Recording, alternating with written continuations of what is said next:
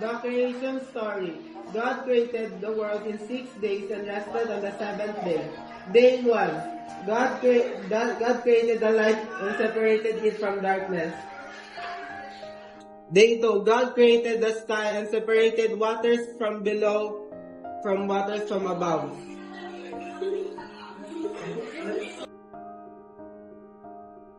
Day 3. Day 3. God created dry lands called earth and seas. He also made plants and trees. Day 4. God created the sun, moon, and stars above to give light to the earth and mark the passage of time.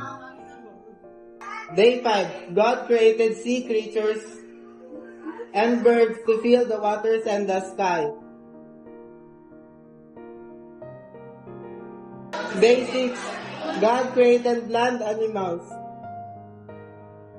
and created humans in His image. Adam and Eve rule over the world and take care of it.